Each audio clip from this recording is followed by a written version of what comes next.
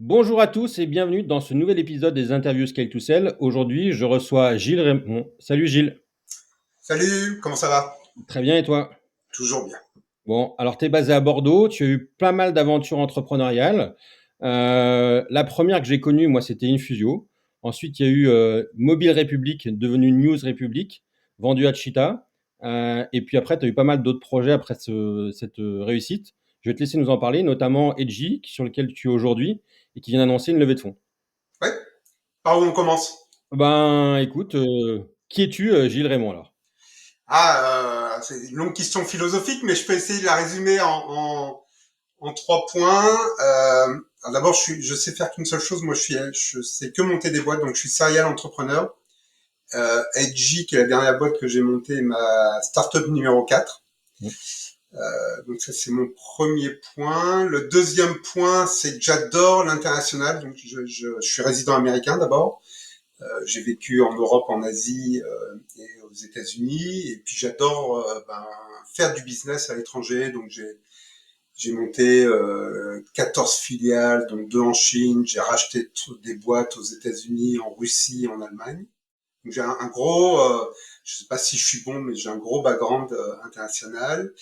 Et puis une dernière brique qui rejoint un peu dans mes activités.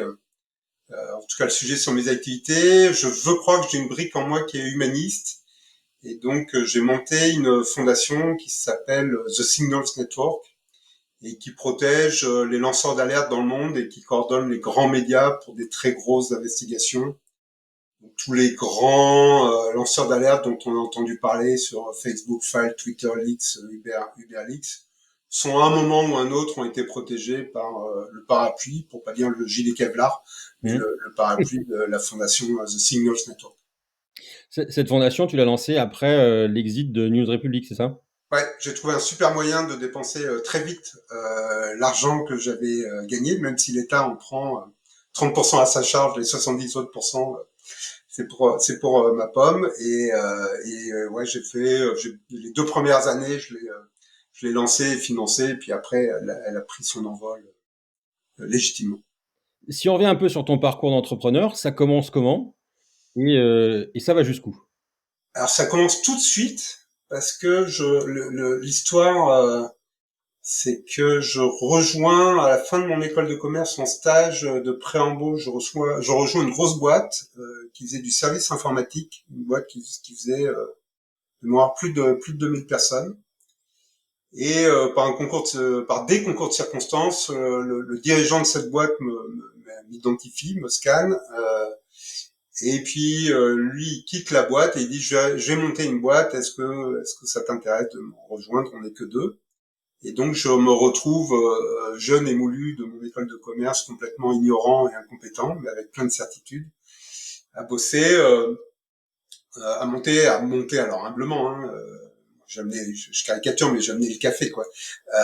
J'apprenais tout, c'était génial, c'était un master sur stéroïdes, mais c'était vraiment génial.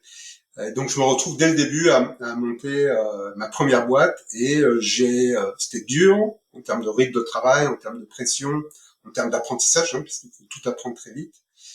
Mais j'ai adoré le côté liberté. Et puis j'ai rejoint après un gros groupe qui est la division jeux vidéo de chez Sony au moment du lancement de la PlayStation. Donc c'était le millénaire précédent quand même. Même si tout était génial parce qu'on avait des moyens incroyables, l'ambiance était excellente et puis le produit était éblouissant et prestigieux, je m'y retrouvais pas et donc je me suis dit non, c'est finalement l'histoire du loup et du chien de cette fable de La Fontaine que j'adore. Et je préfère être le loup affamé qui crève la dalle mais qui est libre d'aller où il veut que le chien qui est bien nourri, mais qui est à une niche et une chaîne autour du cou. Et donc, tu es parti créer une fusion à ce moment-là. À ce moment, alors l'histoire d'Infusio, elle est rigolote parce que en fait, je vendais des jeux qui étaient des jeux en 3D qui coûtaient 5 millions d'euros à 25 millions d'euros à faire.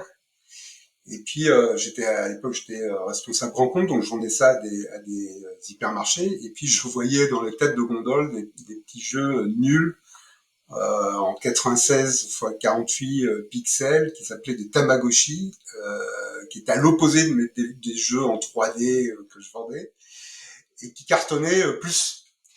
Et je me suis dit, c'est hallucinant que ces jeux graphiquement catastrophiques cartonnent mieux, mais ça, c'est pour moi, ça démontrait que on pouvait faire des jeux dans un environnement graphique contraint.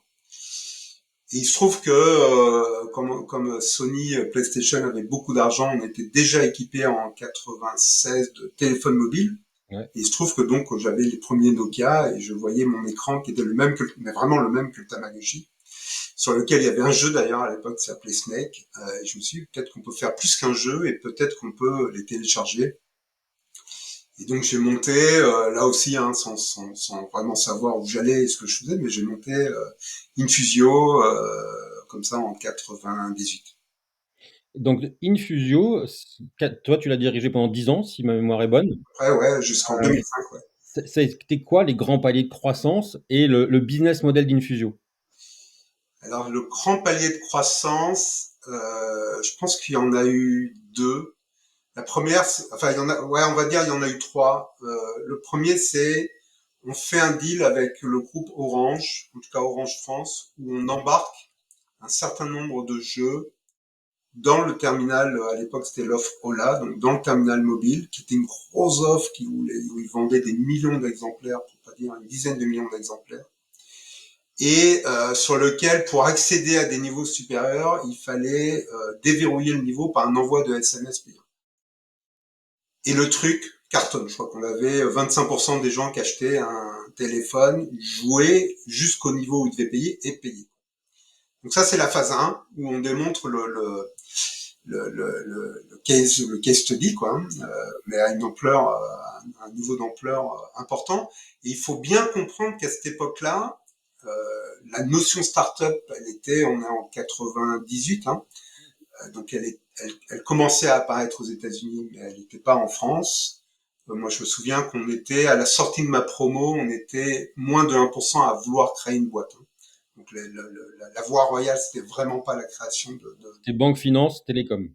c'est ça. C'est surtout banque, conseil, finance, télécom, c'était les gros sujets. Et je me souviens d'une discussion justement où je parlais avec Alcatel qui à l'époque faisait des terminaux pour le groupe Orange et où l'acheteur me dit jamais on travaillera avec vous. De toute façon, nous, on n'a jamais travaillé avec une boîte qui n'était pas capable de présenter 50 bilans positifs cumulés. Et donc, quand vous êtes une start-up, bah, les boîtes, d'abord, vous savez pas ce que c'était. Les VC, il y en avait quasiment pas en France, pour pas dire pas. Ça commençait aux États-Unis. Les grosses boîtes savaient pas bosser avec vous. Enfin, vous regardez comme un animal bizarre. Et j'aurais jamais signé les gros contrats Alcatel, par exemple, ou Sagem, si j'avais pas eu le groupe Orange. Donc, ça, c'est la phase 1. La phase 2, ben, mon CTO arrive avec une idée de génie qui dit, Thomas Lansbro, qui dit, moi je pourrais, il y a une technologie où on pourrait, il y a un canal data, et donc on pourrait télécharger le jeu. Donc, le jeu téléchargeable n'existe pas hein, à Mmh. ce moment-là. Et on en parle avec le Orange, et puis Orange dit, nous, ça nous intéresse vachement en facteur différenciant. On veut lancer cette offre-là et donc on le lance avec Orange et tout de suite Vodafone dans lequel il y avait SFR, donc un gros groupe, en tout cas qui est un gros opérateur international concurrent en Europe de Orange et Telefonica, se dit nous ça va être notre fer de lance et notre facteur différenciant en Allemagne. Et donc ça c'est la phase 2, c'est le jeu téléchargeable, payant hein, bien évidemment. Donc sans hésiter, Infusio, on a été les premiers à lancer des jeux téléchargeables sur mobile en croissance. Et puis la phase 3, c'est Go International, donc c'est la signature Telefonica, c'est la signature de China Mobile. On avait 25 millions de joueurs payants mensuels. Donc on a Ouais. Faut prendre pour, conscience de l'époque, ce que ça veut dire surtout. ouais, pour l'époque c'était incroyable. Quoi. À l'époque où il n'y a pas de smartphone, hein, on est Ouais, que sur du feature les phone. feature phones, ouais. C'est ça. À ces 3 paliers, c'est quoi les grands recrutements qui t'ont permis de structurer l'entreprise?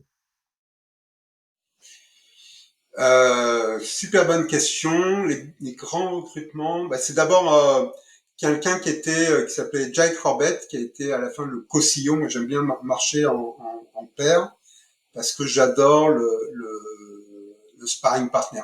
J'adore le mec qui a pas peur de te dire les quatre vérités, de te challenger, de te mettre dans un coin du ring et de te boxer toujours de manière constructive, hein, mais de te faire réfléchir, etc. Et Giles, qui avait un background plus consultant, stratégie, analytique, avec une grosse expérience aussi télécom, hein, puisqu'il était le boss des services à valeur ajoutée chez SFR, a rejoint la boîte et ça a donné une autre dimension, une autre amplitude à la boîte et ça a fait qu'on a super bien bossé tous les deux dans cette approche sparring partner. Ça, c'est le premier élément. Le deuxième élément qui nous a aidé, c'est clairement une équipe vente et entre autres un VP sales qui s'appelle Léon Van de Pas, qui venait de chez Schlumberger, carte SIM, et qui a boosté toute l'activité de la boîte avec un état d'esprit étranger. Et donc on a tout de suite été ouvert pour recruter des étrangers. On avait la préférence non nationale. Ça va Ouais. faire hurler un tiers de la France, mais moi, entre deux profils identiques, je voulais un étranger. Donc on avait, je crois qu'on avait 17 nationalités chez Infusio. Et donc c'était voilà, c'est avoir cette mixité internationale. Et probablement l'autre élément, c'est la puissance d'un investisseur qui est Inside Partner, qui est un investisseur américain avec une culture américaine et qui mettait en plus du fric son réseau, son network sur la table et qui nous a ouvert. Enfin, c'était vraiment, c'était hallucinant. C'est dis-moi à qui tu veux parler aux États-Unis et donne-moi 30 jours et je te montre le rendez-vous. Qui que ce soit. Mm. C'est vraiment qui que ce soit. Dans ces grandes phases de croissance, du coup, j'imagine que vous attirez un peu la convoitise ou en tout cas que certains groupes vous regardent. Euh, Pourquoi vous n'avez pas avancé plus pour vous adosser, vous? Alors, groupe sens industriel du terme, tu veux Ouais, dire? ouais, Ah bah on avait, oui, oui, oui, on a regardé plein d'options, mais on avait une croissance où on se disait que la voie était la voie par le financement par venture capitalisme.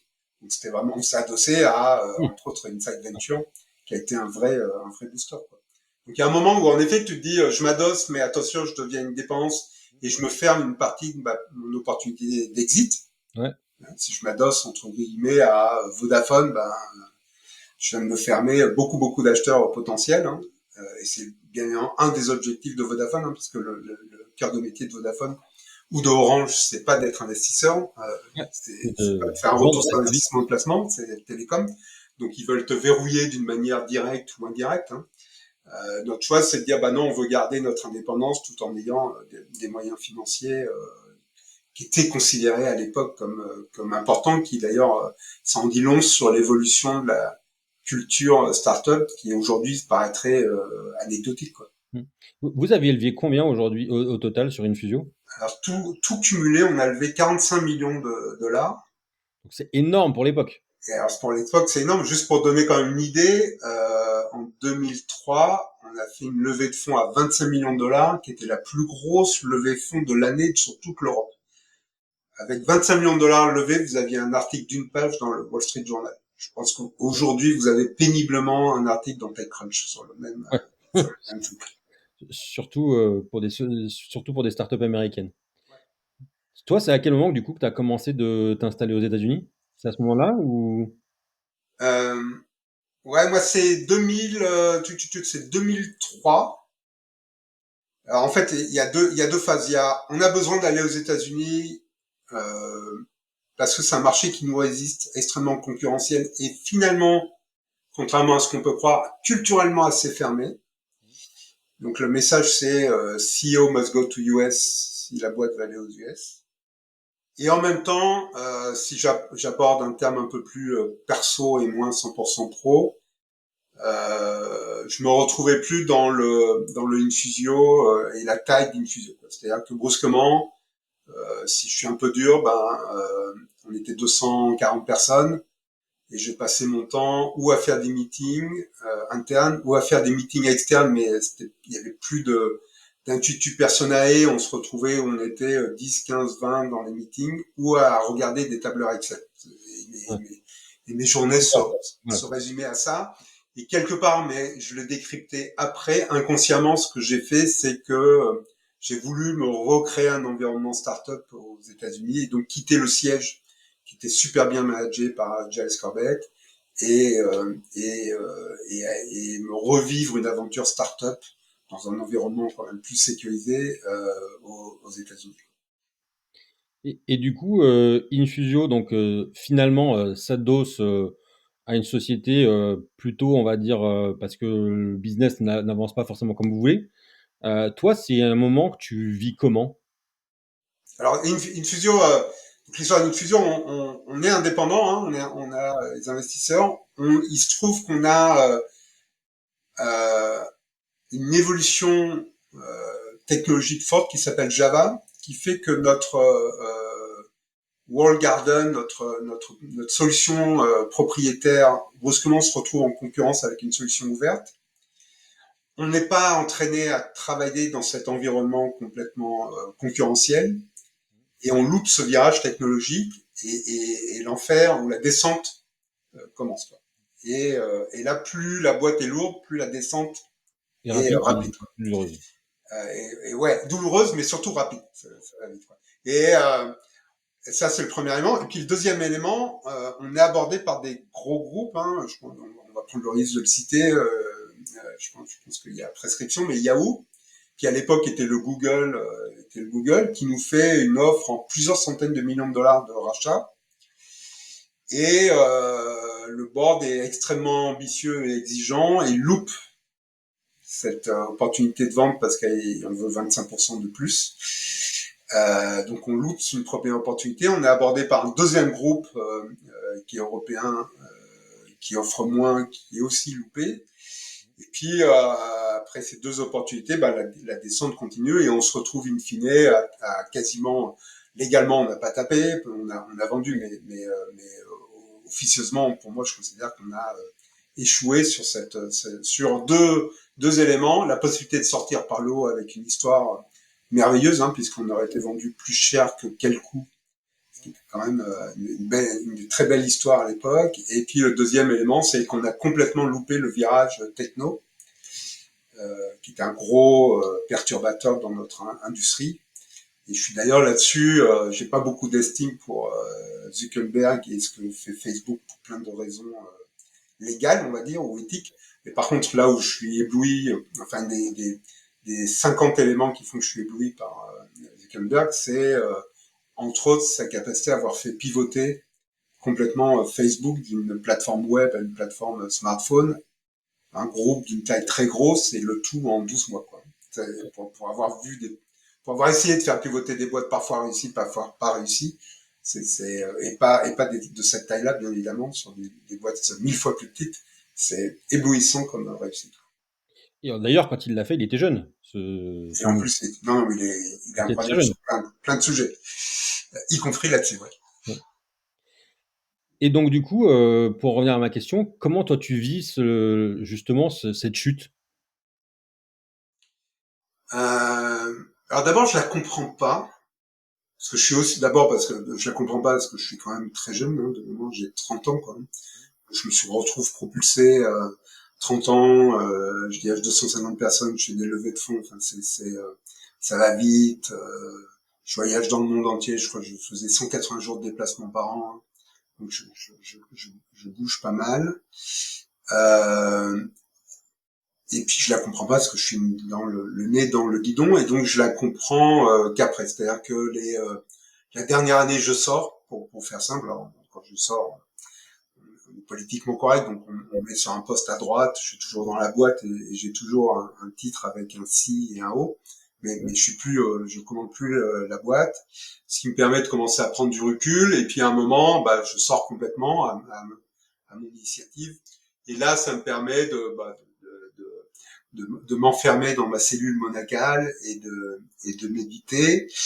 Je comprends comment ça se passe. Bah, d'abord, je pense que je suis pas loin de la dépression. En tout cas, je me prosterne complètement et je pars dans un endroit avec un critère qui est je veux pas être contactable. Donc je pars, je me paume dans une cabane de hutte à Madagascar au bord de l'océan et en ayant vérifié qu'il n'y ait pas de couverture GSM et que je ne sois pas joignable.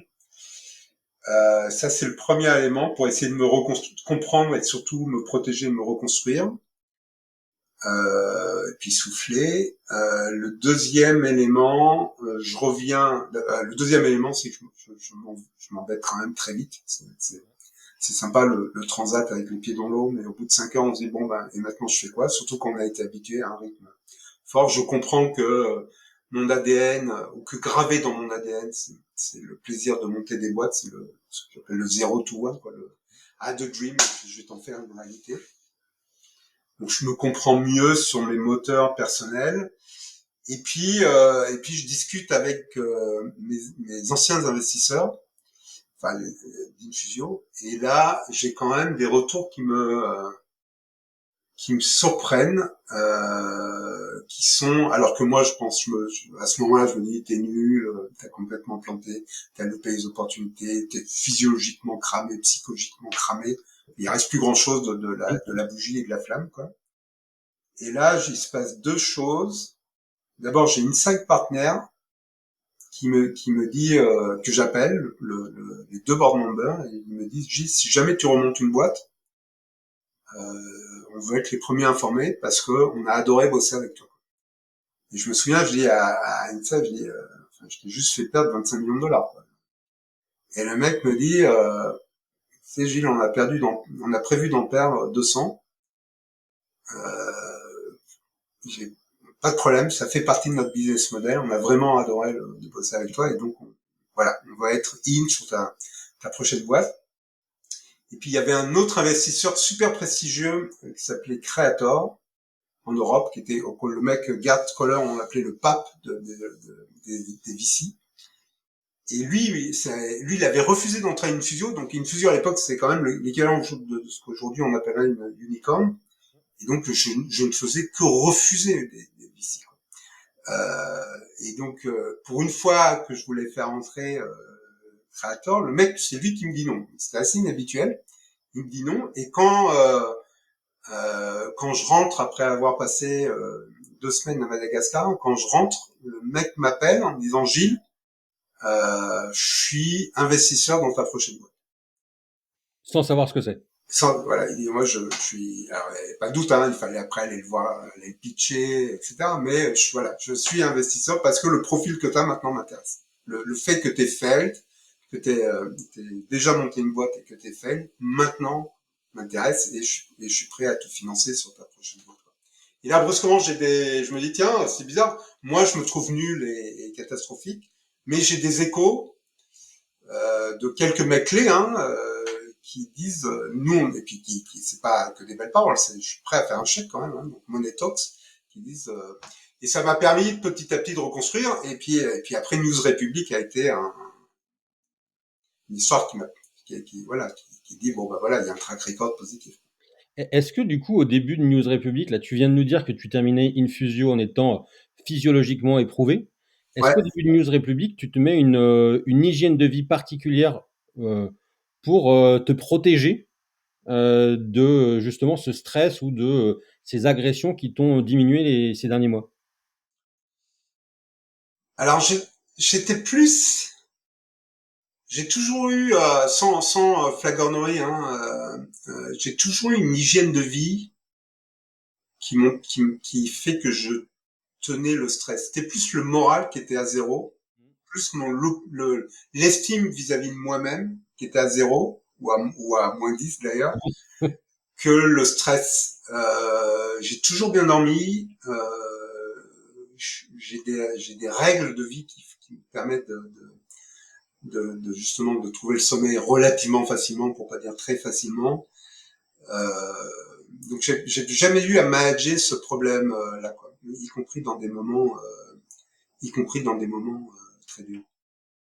Donc la gestion du stress a jamais été pour moi un gros. Alors, j'ai du stress, je me pose des questions. Enfin, je suis pas étanche, hein, je suis même très perméable, mais le stress, j'ai toujours trouvé un moyen, ou j'ai toujours trouvé ma recette qui m'a permis de De le passer à laisser dans travers un le coin. stress. Ouais. Par contre, ce qu'il a fallu faire, c'est se reconstruire sa confiance en soi.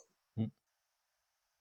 Et là, du coup, tu as eu bon, c'est le témoignage de confiance de la part d'investisseurs de renom, mais est-ce qu'il y a eu d'autres, choses qui t'ont permis de rebondir? Une sorte de flamme sacrée, j'allais dire, une sorte de. En fait, ce que j'adore, c'est monter des boîtes. Je me sens pas de rejoindre un groupe ou autre, et de dire tu repars. Et l'autre élément aussi, peut-être pour répondre à ta question, qui me permet de tenir et qui m'a permis de tenir, c'est de pédaler, quoi. L'avantage de l'action, On se euh, pose pas de questions. c'était focalisé sur l'action, et pour tenir ton équilibre, en tout cas pour moi, hein, chacun a sa recette et ses structures individuelles, personnelles et intimes, mais pour moi, je sais que pédaler, ça me permet de tenir l'équilibre. Le jour où j'arrête de pédaler, je suis comme un vélo, je tombe. Et d'ailleurs, tu vois, justement, l'action, je suis fondamentalement, toute ma pratique sportive, c'est des sports de combat. Tu vois, ça fait 35 ans que je fais du sport de combat, que ça soit du jiu-jitsu, du krav maga, de la boxe anglaise, de la boxe française, du karaté, du judo, hein, etc. Et ce que j'adore, entre autres, dans le sport de combat, c'est que quand tu vois un mec qui te hurle dessus avec un couteau à arme réelle, même pour s'entraîner, t'es pas en train de penser à ton problème de recrutement ou de levée de fonds. Ton instinct de survie dit Toto, il y a un mec qui est en train de foncer sur toi, il a un gros couteau en fer, et à l'a priori, il a l'air de vouloir te planter. Et je peux te garantir que tu coupes tout. Du coup, en fait, tu pars après sur l'aventure News Republic. Tu Ouais. nous en dis un peu plus sur, comment est venue cette idée et jusqu'où tu l'as emmenée? Oui, alors elle est venue en deux étapes.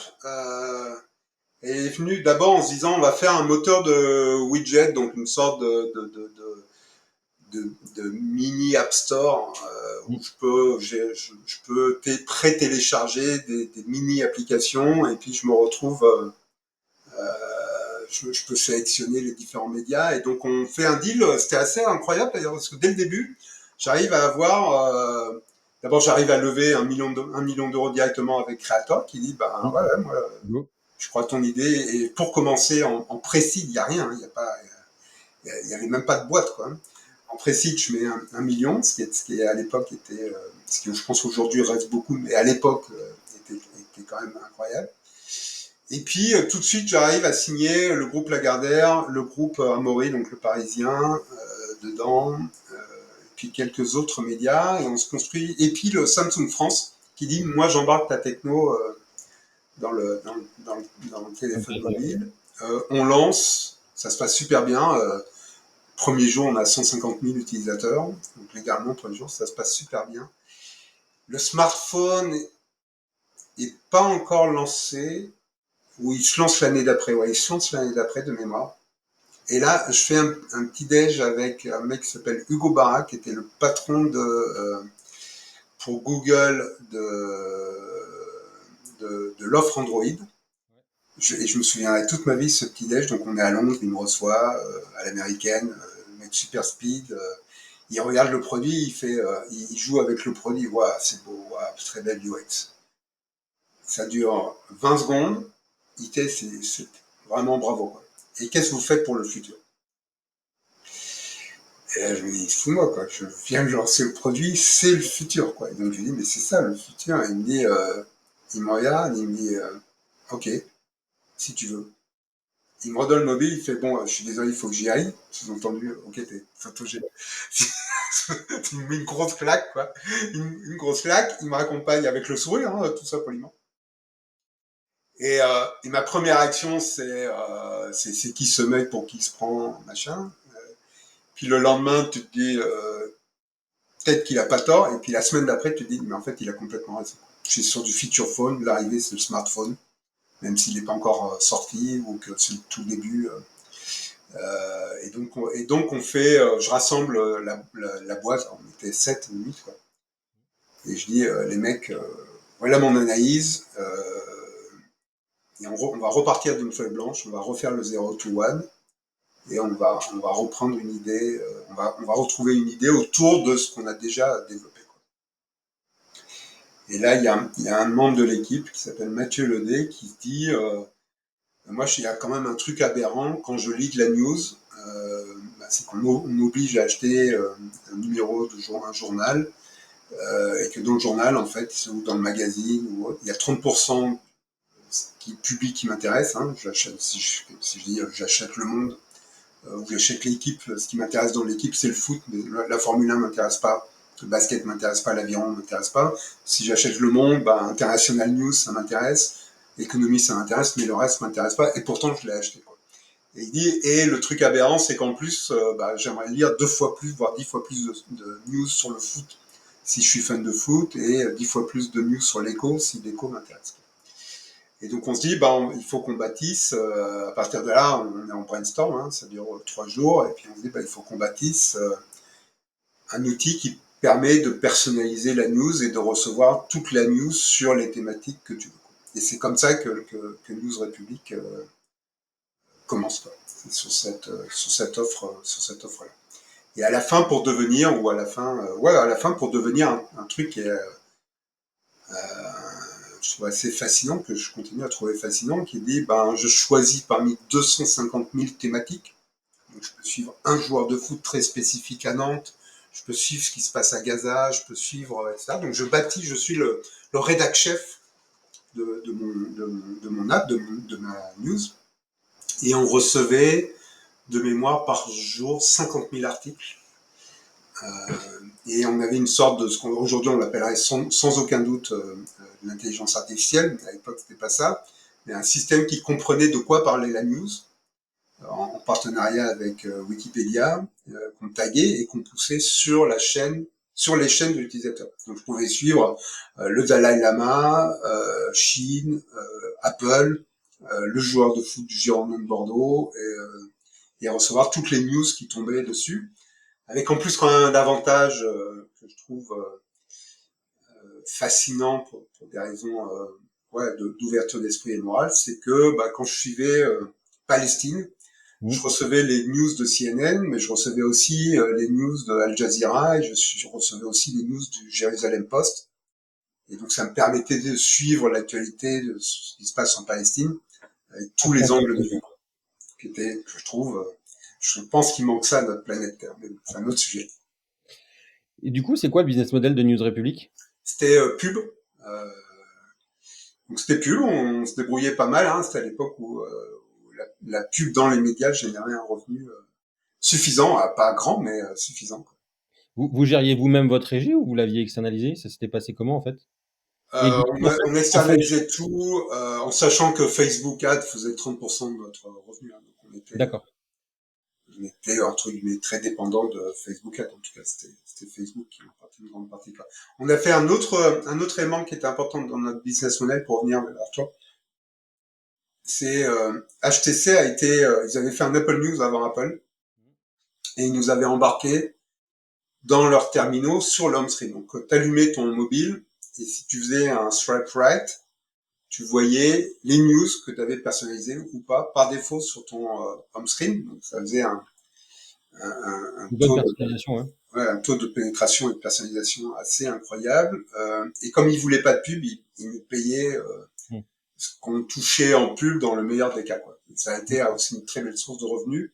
Et après, les autres qu'on suivi, notre plus grand ami, c'était Apple avec Apple News, parce que quand Apple News a fait l'équivalent de ce qu'a fait HTC, parce que on a eu tous les appels entrants des autres fabricants qui disaient, je sais pas pourquoi il faut faire de la news, mais Apple le fait et on veut le faire et vous êtes une solution. Il n'y avait pas de solution concurrente par rapport à vous? Alors, si, il y en avait plein d'acteurs. D'abord, il y avait Flipboard, hein, quand même, qui était un gros acteur, qui avait signé un deal avec Samsung, sauf Samsung Chine, avec qui on avait signé.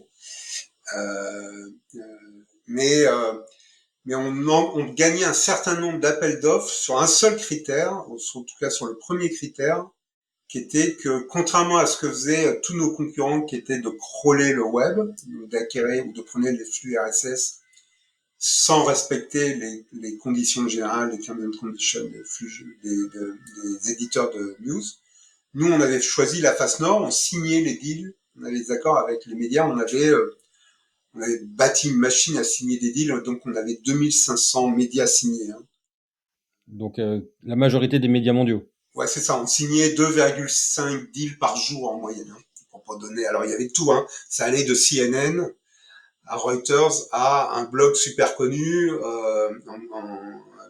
en Allemagne dont tu n'as jamais entendu parler, dont on n'a jamais parlé, mais voilà, ça allait dans cette chose-là. Et du coup, chaque fois qu'on passait dans les fourches codines, chaque fois que l'appel d'offres ou la réponse aux appels d'offres passait par les fourches codines du juridique, ce qui arrive quand même toujours, bah, le juridique, il disait veto sur un certain nombre de concurrents, et nous, il disait, bah, ok, ils ont les droits, ils ont signé, c'est d'accord, on passe. Quelle organisation justement tu as mis en place pour arriver à signer autant de deals et j'imagine avoir des relations aussi fortes avec les médias? Alors il y a deux approches. Il y a une approche qui dit, bah, tu vas chercher les leaders et quand les leaders y sont, tout le monde suit. Hein. Il y a l'effet moutonnier, comme dans plein de secteurs, y compris les investisseurs. Mais donc voilà, quand tu as signé les 5 grosses agences d'information, AFP, Reuters, Bloomberg, Associated Press, tous les autres disent ok, en sachant que contrairement à ce qu'on lit ou croit, ces agences-là font 80% des news qu'on lit dans un journal. Hein. Donc quand tu les as signés eux, la messe est faite, quoi, le deal is done. Puis après, tu vas chercher des médias comme CNN, tu vois, ou Le Parisien, enfin des grands médias. Et là, t'es un effet d'entraînement extrêmement fort. Et puis donc ça, c'est pour les tier one, pour pas dire le top 10%. Là, c'était sur des contrats personnalisés avec des négociations assez longues. Et sur tous les autres, bah, tu fais un truc vachement simple de 2 pages que le juridique, où qu'il soit sur la planète Terre, va valider de leur côté parce que ça les protège vachement. Et puis les mecs regardent et disent ok, c'est clair, c'est simple, ça protège l'éditeur et je signe. Et puis tu prends le risque juridique de ton côté, quoi. Mais qui s'est jamais révélé, qui est jamais apparu. En fait. En termes de business model, vous les rémunériez pour ces contenus? Ouais, la moyenne c'est 50-50, D'accord. 50-50 du net, hein, bien Mmh. évidemment. Ouais, et puis après, quand tu t'appelles CNN, t'es Ouais. plutôt à 80-20 et tu demandes un minimum garanti. Mais voilà, quand CNN, j'étais prêt même à 0 en disant les mecs, votre marque est telle que j'ai pas de débat. Du coup, quand News Republic, vous l'avez monté à combien de personnes? Et c'était quoi un peu les cultures et la valeur d'entreprise? Alors, on est monté à 50 personnes, 48 pour être très précis. Euh, Un bon seuil légal. ouais, alors c'est pas parce que c'était pas en France, c'était réparti. On était présent de mémoire, on était présent dans 14 pays. On avait 7 filiales, donc c'était pas le 50 n'était pas un but légal, était vraiment, voilà, je trouve qu'on était 50. Euh, alors il y avait un truc que j'avais appris quand même de une physio, c'est une valeur que j'ai toujours gardée, même si elle est pas positive, mais je continue à l'appliquer, qui est et auquel je tiens, qui est execute or be executed. Donc la première valeur, c'est ok, c'est sympa, on est une start-up, on a un baby, on s'amuse, etc. À la fin, les mecs, c'est un job, quoi. Et si on n'est pas capable d'exécuter, on crève. Donc on se focus sur l'exécution Les des objectifs. commitments, des objectifs, des commitments qu'on a. Donc ça, c'est la première valeur. La deuxième valeur auquel moi je tiens beaucoup, c'est la transparence. Que ça soit dans I do what I say what I do, donc je dis ce que je fais et je fais ce que je dis, qui est lié à execute hein, aussi quoi.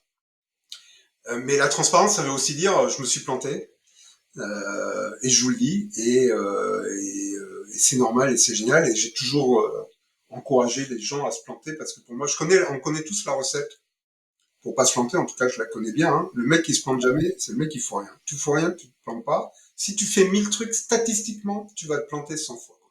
Donc un mec pour moi qui se plantait 100 fois, c'est un mec qui essayait 1000 trucs et je disais, enfin voilà, je voulais envoyer le message de continuer à te continue à le planter parce que c'est génial, quoi. Donc le droit à l'erreur. Ouais, ouais, ouais, c'est même presque le devoir à l'erreur, quoi. C'est-à-dire que si tu me dis tout est beau, tu viens Mmh. de lever un drapeau rouge, quoi. Ouais. Donc là, I do what I say what I do, la transparence et puis la culture internationale, quoi. L'ouverture d'esprit, la tolérance vis-à-vis d'autres cultures, d'autres compréhensions, d'autres analyses. C'est un autre débat hein, qu'on pourrait avoir, mais on a un biais occidental, une arrogance morale occidentale qui est incroyable, quoi.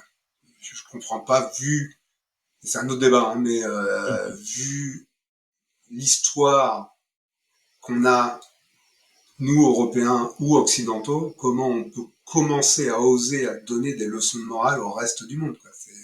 Ce qui se passe aujourd'hui le prouve, la guerre en Irak le prouve, les seuls de guerre mondiale dans l'histoire de toutes les civilisations le prouvent, le génocide entre 39 et 45 le prouve. Enfin, on est quand même, nous, Occident, la source des plus grosses horreurs. Ça ne nous empêche pas de donner une leçon morale. Et donc, le fait qu'on soit complètement international, avec présent dans 14 pays, d'avoir 7 filiales, nous amenait embrace en anglais, mais j'allais presque dire embrasser, en Mmh. français ça marcherait presque, même si c'est pas la bonne traduction, d'autres cultures, d'autres opinions, d'autres avis, ce que la news permettait. Hein. Ouais. Et du coup, comment vous en arrivez à l'adossement à Cheta Mobile? Ouais, c'est plus qu'un adossement, c'est un Ouais, rachat rachat, ouais. complet. C'est Jérôme qui était le DG qui fait un roadshow en Chine parce que la Chine était un de nos acteurs importants avec plein de challenges. Hein, parce que faire de Mmh. la news en Chine, c'est pas la même chose que faire de la news en France. Hein. J'allais le dire, ouais. Alors quand j'entends aujourd'hui des gens qui disent ouais, la news est contrôlée, on est dans un état fasciste, je veux dire non non, va dans un état où il n'y a pas la liberté d'expression et après tu vas revenir en Europe et tu vas dire que l'Europe c'est quand même plutôt un pays avec beaucoup de liberté. Mais bon, mais donc il fait un roadshow et puis il y a une boîte qu'on connaît pas, hein, qui nous approche en disant ben voilà nous on veut faire de la news, on veut y aller. On est coté au New York Stock Exchange. Mmh. On fait 650 millions d'utilisateurs, dont 80% hors de Chine. Hein. À l'époque, Twitter, c'était 350 millions. Donc c'était 2 fois Twitter quasiment en volume. Mais il se trouve que nous, occidentaux, on est focalisés sur les boîtes occidentales et donc on voyait pas ça marrer. Et puis après, on entre en égo. Ils nous montrent une vraie volonté d'investir, de déployer, etc. Donc une vraie volonté de mettre démultiplier. Il y a une stratégie aussi des investisseurs qui ont un objectif de sortie. Hein. Ils ont T'avais investi. relevé depuis en fait le million Ah initial? oui, on avait levé 12 au total. Mais toi, D'accord. c'était vachement intéressant. On a levé 12. Notre concurrent Flipboard, qui est toujours pas sorti 10 ans plus Mmh. tard, il a levé 120. Hein. Ouais. Mais donc on a levé 12, qui en dit long sur, on était en concurrence avec une boîte qui avait levé 10 fois plus. Donc on avait élevé et puis donc tu prends en compte le fait que notre business model quand même commençait à s'épuiser ou se limiter avec la pub, avec une Mmh. recherche de croissance qui était constante, une dépendance aux fabricants qui était assez forte. On avait des investisseurs qui étaient là depuis 5, 6, 7 ans et qui ont dit bon bah ok les mecs, il y a un moment il faudra qu'on parle sortie, hein, tu as des clauses de sortie dans Ouais. les pactes. Et puis tu avais une belle offre en cash d'une boîte qui était cotée au New York Stock Exchange. Vous avez pas été tenté d'aller voir ailleurs? S'il y avait d'autres offres? Ouais, alors on a, pour l'anecdote, on avait ByteDance Ouais. en offre. À l'époque où ByteDance était inconnu, donc dans le nombre de choix et mauvais choix que j'ai fait et que je referai, c'est d'avoir dit non à ByteDance. Donc ByteDance inconnu, hein, donc ils ont pas lancé TikTok, ils sont une boîte chinoise, ils sont pas cotés, ils sont pas liquides, ils font une offre en papier et pas en cash. Et ils nous approchent et puis, bien évidemment on dit ben bof quoi. Qui êtes-vous, quoi? Vous avez, ouais, vous payez plus cher, mais on vous connaît pas, vous êtes qu'en Chine, vous n'êtes pas coté, vous avez aucun produit en Occident, et vous payez un Ah, papier. qu'est-ce qui fait que c'était des groupes, les 2 qui t'approchent, des groupes chinois, en fait? C'était, Parce que c'était la Chine à l'époque, mais toujours d'ailleurs, mais Chine avait une volonté d'aller dans une croissance internationale. D'accord. Et on Non, le non. retrouvait partout, hein, que ça soit chez les fabricants de mobiles, entre autres, hein, avec Huawei et autres, que ça soit les fabricants d'automobiles un peu plus tard, les fabricants d'infra, et puis dans le jeu vidéo aussi. Enfin, bon, il y avait une vraie volonté de dire. Et puis t'avais Alibaba, hein, qui avait quand même fait, pour rappel, la plus grosse intro en bourse américaine. C'est une boîte chinoise. Hein. Donc tu avais cette stratégie chinoise qui disait le marché national ne suffit plus, on a gagné en maturité, on va aller conquérir l'Ouest. Du coup, tu accompagnes la vente pendant un certain temps, ça se passe comment? Alors ça se passe en deux étapes. D'abord j'y vais super motivé, en me disant génial, ça va être un autre gros challenge. Et je me donne comme objectif d'entrer dans le top 5 dans le top 5 dans le top 5 des managers. Donc, j'étais dans le top 25. Je me dis, OK, je me donne 3 ans et dans 3 ans, je suis top 5 d'une boîte chinoise cotée au New York Stock Exchange. Donc, je me dis, ça va être l'enfer. Grosse structure, 2000 personnes, de la régulation partout, etc. Et donc ça dure 6 mois avec un objectif pour moi, c'est que tout le monde soit content. Hein. Donc d'abord, l'équipe soit contente d'avoir rejoint Cheetah. Donc une volonté que l'intégration se passe bien, que Cheetah soit aussi content. Enfin, il y a un deal moral qui dit, je te fais un chèque.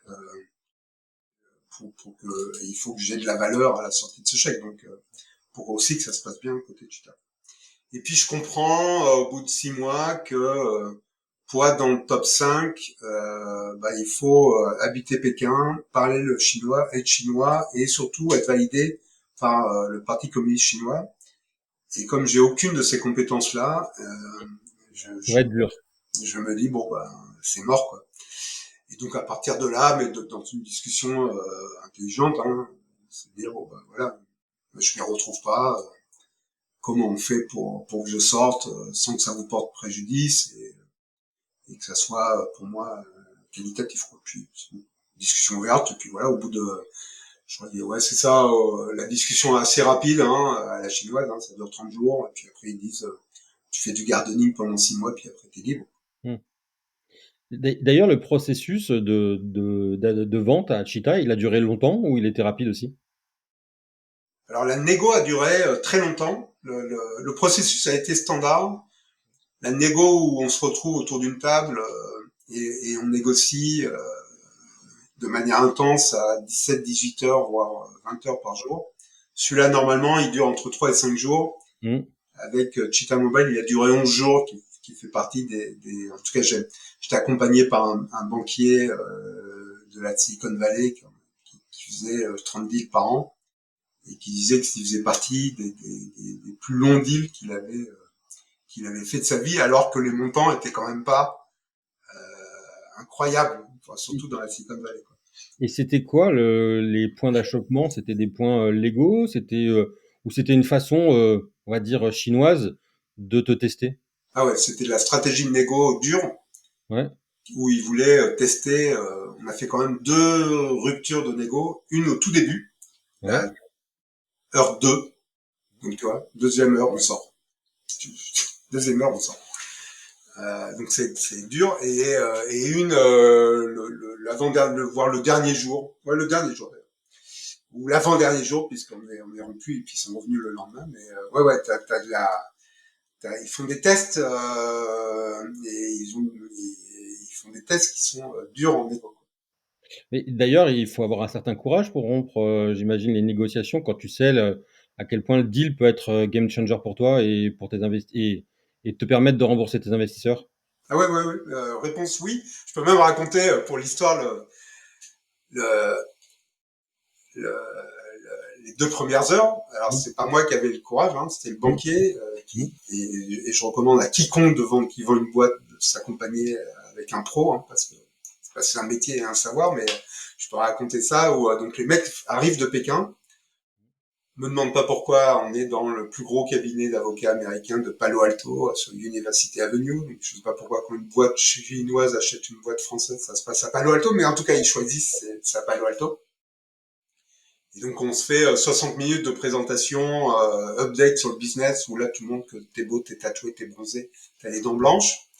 Et puis, la deuxième heure, on parle du deal, et les mecs commencent en disant, ouais, finalement, on vous a dit que c'était X millions de dollars, ou XX millions de dollars, mais on a regardé, on a benchmarké, voilà nos analyses, machin, et on fait moins 20%. Et là, le banquier, sans même me consulter, hein, on est en réunion, il y a une quinzaine de personnes, quoi, il dit, ah bah c'est pas du tout ce qu'on s'était dit. Donc, c'est quelque chose qui est pas acceptable pour nous. Est-ce que vous savez revenir à notre discussion initiale? Et le mec du M&A, de la fusion de l'autre côté, chinois, il dit, bah non, je vous ai donné notre analyse marché, voilà le benchmark, et c'est notre conclusion, on revoit le prix à la baisse. Et le banquier dit, ah, ok, bah écoutez, je comprends complètement votre raisonnement, c'est en effet un travail de qualité. Je vous remercie beaucoup d'être venu. Il venait d'atterrir de Pékin, hein, quand même. Je vous remercie beaucoup d'être venu. Je vous souhaite un bon séjour. Nous, on s'en va. Si vous voulez profiter de votre séjour à Palo Alto, moi j'habite Palo Alto, donc je peux vous conseiller des bonnes adresses et des endroits à visiter. Ça a été un vrai plaisir de vous rencontrer. Au revoir. Et, et moi je me dis, Christian, t'es taré. Tu les insultes, c'est des Chinois. Ils viennent de traverser la moitié du monde. Il y a une partie du top management qui est là. T'es fou, quoi. Et il rajoute, au passage, nous, on a faim, il est 19h, on va aller manger une pizza. Si jamais vous changez d'avis, pendant 1 heure, on est là, puis après, c'est trop tard. Et donc, il leur donne un ultimatum, quelque part. Et on se casse. Réellement, ouais. Ouais, ouais, réellement, on dit au revoir, quoi. Et je suis pas consulté, je suis quand même le patron de la boîte, quoi. Et je lui dis, mais qu'est-ce qu'il fout, quoi? Il est fou, mais je vais le trucider à la sortie, quoi. Et donc, on se retrouve dehors et je lui dis, ah, là, il faut que tu m'expliques. Parce que pour moi, c'est une grosse erreur de stratégie de négo, quoi. Et il dit, non, non, non, c'est pas une grosse erreur.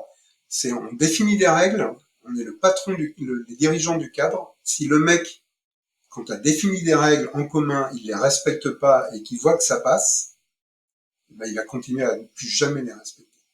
Donc, pour que notre parole ait une valeur, il faut tout de suite définir les règles du jeu. Et les règles du jeu, c'est celle-là. On a dit un truc, si brusquement il change d'opinion, c'est rupture du deal. Et donc, et le mec il dit ça, on mange notre pizza, et au dessert, mais vraiment du style, on avait dit 60 minutes, c'est minute 58, quoi. Hein. Mmh. 59, pouf, appel entrant, le mec dit, bon, on a entendu, on est convaincu qu'on va surpayer, mais on est prêt à faire un move exceptionnel pour vous. Est-ce que vous pouvez rejoindre la salle de règle, quoi.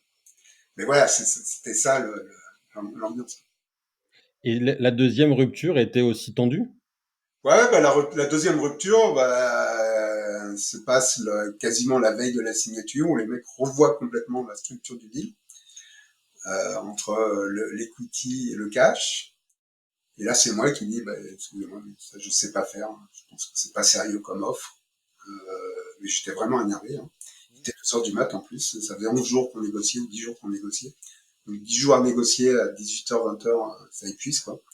Donc l'émotion est aussi là. Et puis je dis, bah, écoutez, au revoir.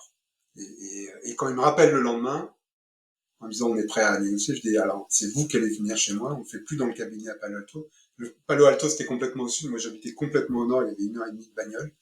Je disais c'est vous qui allez venir chez moi et on a signé l'accord sur la table de ma cuisine à Tiburon, là au nord de San Francisco. Intéressant. Qu'est-ce que tu as gardé justement de ce processus de vente dans, on va dire, ta pratique de la négociation? Est-ce que tu as appris des choses? Ah, j'ai appris beaucoup de choses. D'abord j'ai pris une grosse leçon d'humilité, hein, honnêtement. C'est-à-dire que en vente, quand même, en bizdev, j'avais un peu d'expérience. Hein. J'ai vendu à des groupes comme China Mobile, Vodafone, HTC, Orange. Donc j'ai fait des grosses négos. etc.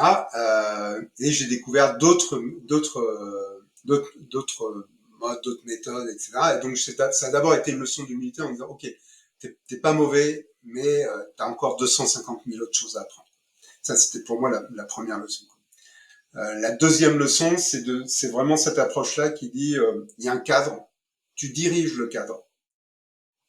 Et si la personne sort du cadre, il faut tout de suite que symboliquement, moralement ou réellement, il soit sanctionné. Le troisième élément, c'est la différence entre perspective et perception. Perception, c'est ce que toi tu comprends. Perspective, c'est ce que ton client cherche à obtenir. Et j'ai un super bon exemple là-dessus. J'avais mon CFO qui était payé en dessous du marché. Il avait des stocks et donc il était payé en dessous du marché. Et j'avais comme objectif dans le cadre du rachat par Chita que le mec soit significativement augmenté. Et mon interlocuteur RH côté chinois dit non, le mec est payé comme ça, les augmentations c'est uniquement tous les ans et on réévaluera dans 7 mois son augmentation de salaire, c'est le process. Et je passe 30 minutes dans une approche perception et justement pas du tout perspective, pas en voulant comprendre la contrainte que lui avait, parce que lui, il s'en foutait, en fait, d'augmenter. Le sujet, c'est pas, comme on dit, la dizaine de millions de dollars, les 20K ou 50K que vous allez donner en plus au mec, Ça change pas grand-chose. c'est anecdotique, quoi. C'est le coût de l'avocat, c'est le coût de l'avocat pour 10 jours, quoi. Donc, c'est pas un sujet, mais il dit, voilà, moi, j'ai un procès. Et ça, je le captais pas. Et donc, on se retrouve pendant 30 minutes à échanger comme ça, à chacun argumenter, à expliquer, en essayant de convaincre l'autre. En tout cas, moi, j'essaye de convaincre l'autre, alors que je n'étais pas du tout dans sa dynamique, et j'avais pas compris sa contrainte. Et entre le fameux Christian, là, Bennett, le banquier, qui dit comment ça va, Gilles, il entre dans la salle de réu, je raconte la problématique, et il comprend, il pose 3 questions aux Chinois pour tout de suite comprendre, analyser lui sa contrainte. Donc, il met la perception en perspective. Le Chinois dit, voilà, nous on a un process de recrutement, machin. Et là, Christian fait mais ça prend 5 secondes, quoi, 5 minutes, quoi.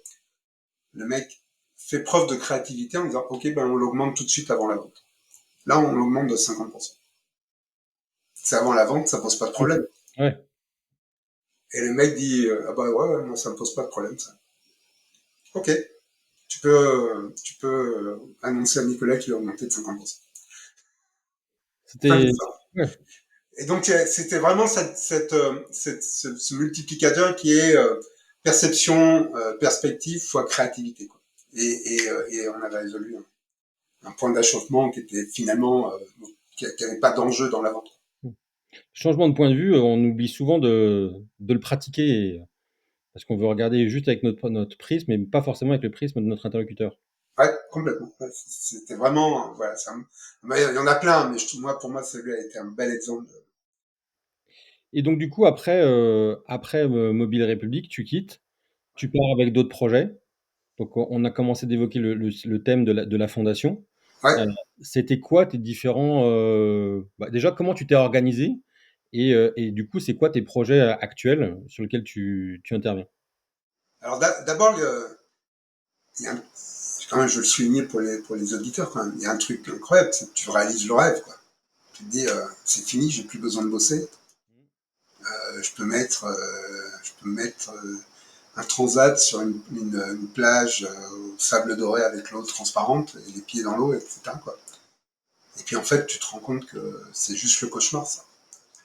Que ce que tout le monde rêve, qui est de dire j'arrête de bosser, c'est juste le cauchemar. Moi, je connais, je pense, 80 personnes qui ont vendu leur boîte. Sur les 80 personnes qui ont vendu leur boîte, j'en connais qu'un qui bosse pas. Hein. On discutera en off pour savoir si c'est le même auquel je pense. Alors, il y en a peut-être deux, mais tu vois ce que je veux dire. Enfin, le ratio de dire on a un rêve de, entre guillemets, gagner au loto et dire j'ai plus besoin de bosser. Sauf que nous, on est dans un environnement hyper protégé, l'entrepreneuriat, qui a plein de défauts, mais qui est quand même aussi assez incroyable. Et la réalité de l'entrepreneuriat, c'est qu'on adore ça, quoi.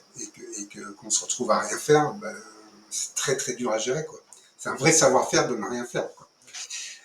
Et donc moi je me heurte à ça, c'est-à-dire je me dis c'est génial, si je rêve, je me tire et je commence à me prévoir un tour du monde. Et puis au bout de 3 semaines, je me dis mais c'est l'enfer, quoi. J'ai rien à faire, mon cerveau il tourne à vide, j'ai pas de pression, j'ai pas de délivrable, etc. Et je me dis il faut que je fasse un truc, quoi. Et je me dis je vais essayer autre chose que le for profit, je vais essayer le non profit.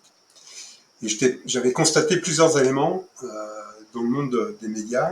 Le premier, c'est que c'est la fin des équipes d'investigation. C'est-à-dire que chaque média avait à une époque des dizaines de personnes qui faisaient de l'investigation. Or, l'investigation, c'est 10 personnes qui bossent, qui, pour peut-être dans 6 mois, sortir un article. Peut-être. Donc, c'est des coûts monstrueux pour un retour sur investissement qui est dégueulasse. Alors que si je prends la dépêche Reuters sur Kim Kardashian, j'ai le même taux de clic, ça me coûte zéro, ça me génère le même revenu, et je suis super content. Et donc, ce que je constatais, c'est que toutes les équipes d'investigation étaient en train d'être coupées ou arrêtées, d'ailleurs. En France, tu vois, tu as peut-être 3 médias en France qui ont des équipes d'investigation. Je pense que tu en as 3, puis c'est tout, quoi. Euh, C'est quoi, c'est Mediapart, Mediapart, Le Monde et France Inter, enfin ouais. Radio France, quoi. Et le reste, Le Parisien, ils ont des journalistes, mais ils n'ont pas d'équipe d'investigation. Ils reprennent des dépêches AFP, et ils ont quelques journalistes qui rédigent, mais il n'y a pas d'investigation lourde, longue, risquée, etc. Le Parisien, Le Figaro, enfin tous les autres. Donc je constate d'abord qu'il y a un écroulement de l'investigation. Or, si tu regardes une grosse partie des affaires qui étaient sorties, c'est des affaires qui viennent d'investigations poussées. Le deuxième élément, c'est de dire, heureusement, il y a des mecs complètement fous qui s'appellent des lanceurs d'alerte. Et grâce au numérique, ils peuvent mettre l'équivalent de 12 semi-remorques de documents dans une clé USB et l'envoyer aux médias. La problématique, c'est que les mecs, s'ils font ça, ils sont morts. Alors, pas obligatoirement physiquement, bien que, sur 3 lanceurs d'alerte de Boeing, il y en a 2 qui sont morts accidentellement, donc je ne veux pas tirer de conséquences, mais c'est quand même intéressant en stats. Et puis, de toute façon, psychologiquement, ils sont morts pour en connaître beaucoup, beaucoup en France ou à l'étranger. Entre les 17 procès juridiques qu'on leur met, la pression des médias, le cyberharcèlement, le hacking, etc., les mecs sont détruits financièrement, psychologiquement, légalement. Et je me dis, or, si tu regardes les très grosses affaires qui sont sorties depuis 5-6 ans, elles sont toutes ou issues des lanceurs d'alerte ou issues des investigations. Et tu les prends toutes, que ce soit LuxLeaks, UBSLeaks, que ce soit le financement de l'UMP par Bettencourt, c'est vraiment des gros dossiers Snowden, les gros Panama Papers, les gros dossiers où on parle de milliards d'enjeux ou de milliers de vies viennent de sujets d'investigation. Et donc je dis comment on fait pour accompagner les lanceurs d'alerte et leur permettre, de révéler ce qu'ils voient en interne avec un niveau de risque qui est entre guillemets acceptable, qui est jamais à zéro, mais qui est acceptable. Et 2, qui est quand même l'objectif, c'est comment on fait pour que ça soit publié. Et 3, comment on fait pour qu'à terme ça change. C'est-à-dire que c'est sympa de révéler que les mecs qui font de l'exit fiscal et qui payent pas leurs impôts en Europe alors qu'ils font 100% de leur chiffre d'affaires ou 80% de leur chiffre d'affaires en Europe. Mais comment on fait pour que demain ils payent les impôts en Europe de façon à ce que notre déficit budgétaire européen soit pas pire que ce qu'il est aujourd'hui. Et donc je me dis on va monter une organisation, une fondation qui va faire deux choses, qui va coordonner les médias à l'international pour qu'ils fassent des grosses investigations. À l'époque, ils savaient pas ou peu bosser à l'international et tous les sujets sont des sujets haute finance, donc très compliqués avec des filiales au Panama, à Dubaï, machin, etc. Et avec de la tech en plus. Donc comment on fait pour que ces gens se parlent et que les différentes équipes d'investigation internationales se parlent. Et puis, deuxième élément, comment on fait pour que le lanceur d'alerte soit pas trop exposé, il est toujours trop d'ailleurs, mais soit pas complètement détruit quand il révèle l'affaire, quoi. Voire même pas du tout exposé puisqu'on garde son anonymat, quoi. On peut réussir à garder son anonymat Ah bah aujourd'hui? oui, personne ne connaît le mec qui a révélé les Panama Papers, Mmh. par exemple. Hein. Ouais. Le mec il est complètement. Donc il y a plein de cas, plein de cas où les mecs sont pas révélés. Il y en a aussi qui choisissent délibérément de parler. Puis il y en a, c'est accident. LuxLeaks, qui quand même aujourd'hui fait que Apple paye ses impôts en Europe, comme Total hein, d'ailleurs, parce qu'on parle d'Apple, mais on pourrait en citer. Il y a aussi des boîtes françaises hein, qui faisaient la même stratégie qu'Apple. Hein, étaient conseillés par le même cabinet, ou les mêmes cabinets. Donc, qui fait, voilà, c'est LuxLeaks, Antoine Deltour, et Antoine Deltour, il a été exposé accidentellement, quoi. Donc il y a de tout, il y a des mecs qui sont toujours protégés, Panama Papers par exemple, il y en a qui sont révélés accidentellement, puis il y en a qui disent moi je veux être connu, Snowden a fait le choix d'être connu, quoi. Mmh. Intéressant en tout cas. Donc voilà l'histoire. Le non-profit c'est très différent du profit. Et donc pour plein de raisons, après 2 ans, j'ai dit non, moi je m'épanouis plus dans la dynamique du profit, de l'innovation, etc., que dans le non-profit. Et du Et coup, tu as transmis la fondation, ça s'est passé comment? ouais, alors c'est transmis, il n'y a pas de capital, hein, mais Ouais. j'ai recruté Delphine, qui était l'ancienne patron de Reporters sans frontières pour l'Amérique, et qui depuis 6 ans maintenant dirige la fondation de Maître, quoi. Donc, donc voilà. Et la fondation vit sa vie. Puis moi, de toute façon, il y a des gros sujets de responsabilité légale, hein, parce que surtout aux États-Unis, si tu es interrogé par un juge et que tu refuses de dire ce que tu sais, t'es complice de l'acte. Hein. Donc, quand Chelsea Manning, qui avait fait de la tôle pour avoir révélé les atrocités de l'armée américaine en Irak, est convoquée par le juge américain, on lui dit qu'est-ce que vous savez de Snowden, et qu'elle répond je veux pas vous répondre, elle part 5 ans en prison. Hein. Donc il y a des sujets, c'est pas des sujets Ouais. légers, et donc pour des raisons de risque juridique, je me suis aussi, comme je suis ni avocat ni journaliste, donc j'ai pas de protection juridique. Juridique, ouais. Je me suis aussi retrouvé de facto à un moment en disant ok j'ai un niveau d'exposition qui est trop fort et je passe à un niveau de board qui fait que j'ai pas accès aux informations qui sont les plus excitantes, hein, mais qui sont les plus dangereuses aussi. Donc du coup, tu es revenu à l'entrepreneuriat. Ouais, et donc je suis revenu. Alors d'abord j'ai monté une sorte de, je voulais faire une sorte de mini suite comme office pour mobile qui s'appelait Don, qui a pas fonctionné. J'ai basculé sur une boîte où j'ai fait le pivot qui s'appelle Les Smith, qui est un Mmh. outil pour monter des meetings à plusieurs, Ouais. sans faire des back and forth. Donc c'est une sorte de Calendly, mais avec du one to many, qui marche plutôt bien, mais qui n'a pas la croissance voulue. Comme je suis un peu visible sur la place parisienne, toutes les semaines, je reçois un dossier en disant tiens, est-ce que tu veux financer machin quoi. Et là, je connaissais bien de la vie de la fondation de The Signal Network, Sacha, qui était à l'époque CTO du Monde, et qui me révèle ou qui me parle d'un constat que je faisais à peu près en même temps que lui, qui me dit c'est incroyable, toutes les boîtes sont data-centriques, on parle tous data, on se réveille en disant j'ai combien de pages vues de sessions, c'est quoi mon funnel de rétention, de conversion, blablabla. Mais toutes nos datas sont fausses. Et pas fausses de 5%, fausses de 20, 25, 30, 50%. Pourquoi elles sont fausses aujourd'hui? Elles sont fausses parce que, ou elles sont fausses, il t'en manque parce qu'il se passe 3 trucs. La première, c'est que tu as légitimement d'ailleurs un truc qui s'appelle RGPD en Europe, qui fait que tu dois donner ton consentement, et si tu donnes pas ton consentement, tu récupères pas la data.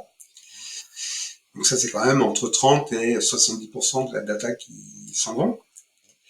Enfin, s'en va. Deuxième, tu as sur le web un truc qui s'appelle les ad blockers, hein, qu'on sous-estime considérablement. Aujourd'hui, tu as 50% des utilisateurs qui ont un ad blocker, et l'ad blocker, il empêche la pub d'apparaître, mais aussi il empêche ta data de remonter à l'analytics. Donc, il te manque ça. Et puis après, tu as des sujets, alors c'est des sujets de performance côté navigateur ou application qui sont pris à l'unité, sont pas préjudiciables, mais le cumul de tous ces problématiques de perf, que ce soit perte de connexion, bug de SDK, fait que tu perds 10-15% de ta data. Et donc moi, ce que j'appelle ça, je sais pas si tu te souviens d'un film qui s'appelle The Big Short. Ouais, très bien. Bah voilà, moi je pense que dans notre industrie, on est dans ce qu'on appelle the big lie. C'est-à-dire qu'on parle tous data, on rêve tous data, on remonte tous au bord des data, à nos conseils d'administration, on prend toutes nos décisions à partir de la data, on fait de la B-testing. Maintenant, le nec plus ultra, c'est qu'on fait de la modélisation de user behavior par LLM en se basant sur la data, sauf qu'il nous en manque une grosse partie. Et Sacha, et moi, on constate ça. Moi, mon histoire, je peux la raconter avec les Smiths, c'était hallucinant. On fait un A/B test. Le B, il performe 17% mieux que le A. Mmh. Donc, on Donc se dit, c'est waouh, significatif. ouais, on se dit génial, funnel de conversion, excellent, on va résoudre le problème et tout. Et on déploie. Donc, tu fais 2 mois. D'abord, tu redesignes le truc, tu fais 2 mois de test, puis tu déploies. Et au bout d'1 mois de déploiement, B, il fait 2% de mieux que le A. Il n'y a rien. Et je dis, il y a un problème, quoi. Et CTO, il creuse et il dit, ben, il nous manque juste, je regarde les logs serveurs, il nous manque juste 30% des utilisateurs dans notre base de données. Et donc, nos données sont fausses. Je me souviens, je dis, mais à quoi ça sert, je fasse des analyses par quoi. Et Matt, il me dit, ben, rien. Et donc, on est dans cet environnement-là qui est ubuesque, qui est le big lie. Et Sacha dit, bah, plutôt qu'aller récolter la data côté client-side, comme tout le monde le fait pour les utilisateurs et les usages, Ouais. et ben on va le récolter sur le cloud, ce qui te permet de récupérer 100% de la data. On l'anonymise pour être compatible avec tout ce qui est laws and regulation, avec RGPD en l'occurrence en Europe. Et on prend cette data et on l'envoie à l'analytics choisi par notre client final. Et donc, ça nous permet d'avoir 100% de récupérer 100% de la data euh, complètement accurate, complètement précise, en respect de la loi. Et puis, on s'est dit, mais en fait, la vue globale, c'est dire, mais en fait, ce qui se passe le côté client, que ce soit dans le mobile ou dans le navigateur, est de plus en plus contraint par les lois et les régulations, de plus en plus contraint par les gros acteurs du secteur, hein, Apple et Google, qui disent, bah voilà, les mecs, les règles du jeu de ce qui va se passer dans le navigateur, ou dans mon app, ou enfin dans l'OS. Plus en plus contraint légitimement par l'utilisateur, qui dit, bah moi je veux ça, je veux pas ça, etc. Et puis plus en plus contraint aussi parce que la puissance nécessaire pour faire un certain nombre de trucs se retrouve pas côté mobile ou côté ordinateur. Et ce que permet, ce qu'on veut faire avec Edgy, c'est dire, on va bâtir une offre d'application qui va permettre à l'éditeur de service de se réapproprier, alors, dans le respect des lois, hein, Ouais. je vais pas monter une fondation pour après enfreindre le truc. Donc, dans le respect des lois, mais de se réapproprier son service et de le monitorer de la manière où il le souhaite. Et donc, de basculer tout ce qui se passe, ou le maximum de choses qui se passent côté client, donc côté mobile, côté application et navigateur, et de le faire opérer à the edge. Et ce que permet le edge, et je termine là, c'est justement de faire ça sans impacter la performance. On rajoute 4 à 6 millisecondes, donc rien, pour faire la même chose que ce qui se passe côté client. Sauf qu'on n'a plus de problème de web perf, il n'y a plus de problème de connexion, on n'a plus de problème de SDK. Euh, voilà. Non, mais c'est sûr que enfin, pour avoir vu la problématique de Big Lie, je la partage totalement. Et après, effectivement, aujourd'hui, c'est l'intérêt du déploiement cloud et de la proximité qu'on peut avoir d'avoir ce type d'approche. Toi, si on prend un peu de hauteur sur tout ton parcours d'entrepreneur, quel est le meilleur conseil qu'on t'ait donné et quel est le conseil qu'on t'a jamais donné que tu aurais aimé qu'on te donne? Wow, c'est dur ça comme question. On finit Le toujours sur des meilleur, sujets difficiles. le meilleur conseil qu'on m'ait donné, le meilleur conseil qu'on m'ait donné, euh, on a donné beaucoup. Mais je pense que les deux se rejoignent. Alors je sais pas si je vais répondre différemment. Le meilleur conseil qu'on m'ait donné, mais je l'ai trouvé par la lecture, donc c'est le conseil que j'aurais aimé qu'on me donne aussi, qui est, moi je suis un grand amoureux de Nietzsche, je suis un grand amoureux des philosophes, de la philosophie, parce que je trouve qu'elle permet, pas la philosophie des Lumières, Ouais. une réflexion sur la société, la communication, le langage et autres, mais la philosophie antique, qui est une réflexion sur soi, et un des philosophes, alors du coup qui est pas antique, mais qui résume bien ça, pour moi, est Nietzsche, et qui dit deviens toi-même. Quoi. Et le deviens qui tu es, ben voilà, c'est trouver sa propre voie individuelle, égocentrique, égoïste dans cette démarche-là, pour après être généreux, hein, mais pour trouver ça, sans en refusant la pression sociale, sociétale, parentale, etc. Je sais qu'avec mes enfants, qui ont 18 et 23 ans, mon grand message, c'est, si je le résume violemment, c'est fuck them all, quoi. C'est à commencer par tes parents, quoi. N'essaye pas de faire ce que fait ton père, sauf si tu es sûr que c'est ce que tu as envie de faire. N'essaye pas de faire ce que font tes copains en école de commerce ou à la fac. Essaye de faire et prends ton temps et trouve ta voie, et que ça soit boulangère en Corrèze, éleveur de brebis au Larzac ou ultra trader à New York, si tu es convaincu que c'est ça que tu aimes, go for it. Quoi. Et le reste, tu t'en fous. Et vraiment, le reste, tu t'en fous. Probablement ça, pour moi, la grande leçon et Nietzsche, dans Ainsi parlait Zarathustra, l'exprime très bien, de manière très compliquée, mais très bien. Écoute, j'irai lire Nietzsche, que je n'ai pas assez lu. Quelle est ton erreur préférée? Quelle est l'erreur préférée? Moi, j'aime bien me regarder en disant euh, quelles sont les erreurs que tu as faites et est-ce que tu les referais, quoi, et lesquelles tu referais pas, quoi. Je peux citer deux erreurs que j'ai faites. Hein. La première, c'est de dire bah non, je parle pas à Biden, c'est une offre qui m'intéresse pas, je connais pas. C'est une grosse erreur, vu maintenant, en disant t'es fou, toi, ton histoire aurait pu changer, t'aurais été, je sais pas, management de TikTok, blablabla, etc. Donc c'est une grosse erreur. Avec aujourd'hui, demain, enfin, avec les informations que j'avais, ça reste le meilleur choix. J'en avais fait une autre grosse bêtise. Hein. Quand j'avais rejoint le groupe Sony PlayStation, j'avais le choix de la division hardware et la division jeux vidéo. Alors à l'époque, toutes les consoles de jeux se plantaient. Hein. C'était Sega et Nintendo, et les ventes chutaient. Quoi. Et donc il y avait quand même des mecs géniaux au Japon qui allaient dire, j'ai juste mettre 4 milliards de dollars dans une industrie qui en chute libre. Faut être bon et courageux. Quoi. Et moi, j'avais dit, non, mais ils sont fous de lancer une console de jeu alors que tout se plante. Moi, je veux être dans le software parce qu'au moins, si ça plante, si la PlayStation se plante, on se lancera sur le PC et sur Sega et Nintendo. Quoi. Pouf, perdu, perdu, perdu. Donc ça, c'est les erreurs. Ça, c'est les erreurs que j'ai faites et que j'aime bien. Il y a des erreurs que j'ai faites où je me dis, être plus maître de mon destin ouais, et avant de donner les rênes ou les clés de quelqu'un, être sûr qu'on est complètement aligné sur les intérêts, ça, c'est des erreurs que j'ai faites plusieurs fois dans différents contextes et sur lesquels je me dis, waouh, ça a été des grosses erreurs. Quoi. C'est quoi le gros impact sur ta vie perso de ton aventure entrepreneuriale, passée, présente, et au futur, on peut pas en parler encore, mais voilà.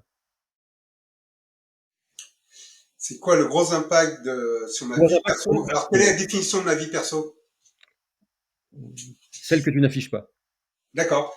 Ou que, ouais, en tout cas, je l'affiche pas, mais elle se voit. Moi, d'abord, je m'éclate. C'est-à-dire que, j'allais dire, le premier impact, c'est, je me lève tous les matins en me disant, waouh, c'est cool, quoi. Je fais ce que j'aime. Hein. Et ça veut pas dire que je passe, là, quand là, j'ai dû revoir les contrats de travail et faire signer les CDI et vérifier qu'il y ait la paye et qu'il y ait le cash, ça m'amuse pas du tout. Mais on va dire 70% du temps, je me lève et je sais que je vais avoir une journée qui va m'éclater. Quoi. Donc je fais ce que j'aime.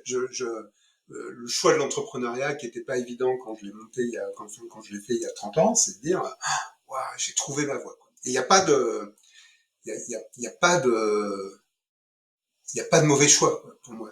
J'ai probablement, c'est même pas, il n'y a pas de mauvais choix. J'ai 100 fois plus de respect pour un agriculteur en Corrèze qui en chie et qui crève avec le SMIC que des mecs qui gèrent 2000 personnes à la défense et qui sèvent le matin en vomissant parce qu'ils n'ont pas envie d'aller bosser. Hein, les gens connaissent quoi. Donc attention à l'illusion de la lumière et la beauté de l'obscurité. Quoi.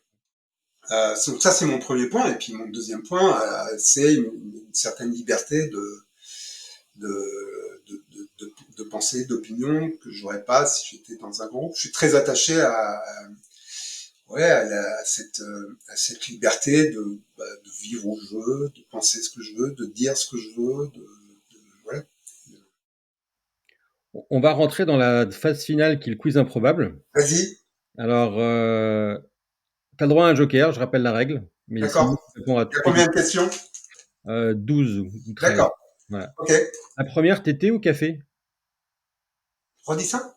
Tu es Et au plutôt... café, je Ouais, suis complètement addict au café. Je bois 1,5 litre de café. Je me suis calmé, mais je bois 1,5 litre de café par jour. Donc c'est café, café, café, café. bon. Ouais.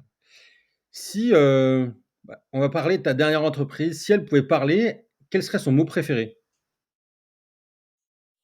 Euh, Maîtrise ton destin. Si tu pouvais embaucher un super-héros comme co-CEO avec toi, tu nous as dit que tu aimais beaucoup d'ailleurs d'être en sparring partner, qui choisirais-tu? Waouh.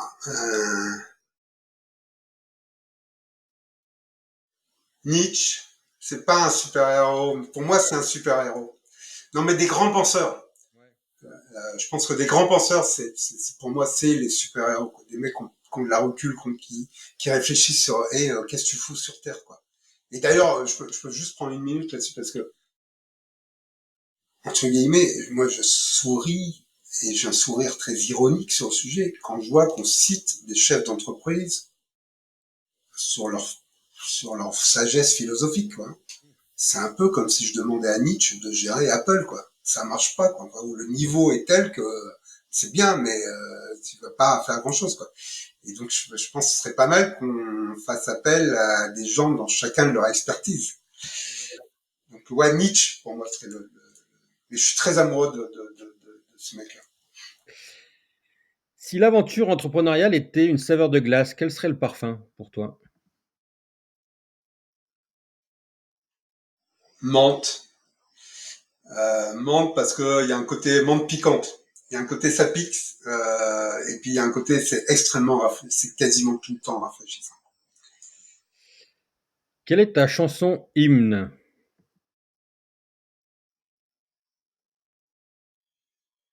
Ouais, j'en ai plusieurs, mais j'aime beaucoup de Lavilliers, If, qui reprend un poème de Regard de Kipling, Ouais.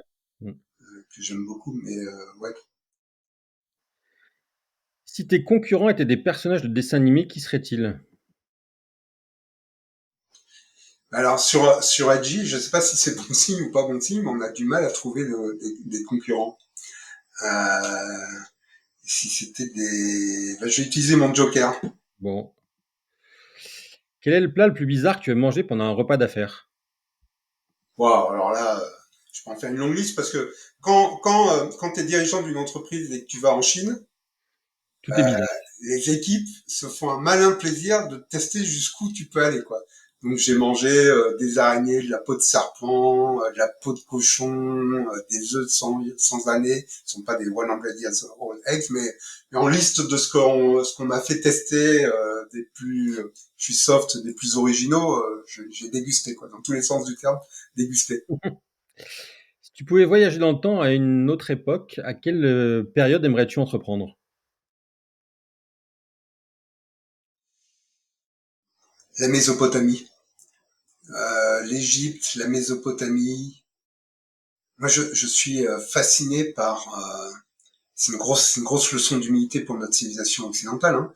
Donc la Mésopotamie et l'Égypte, euh, ils sont 2000 ans avant Jésus-Christ. Ils ont 3500 ans d'avance sur l'Occident.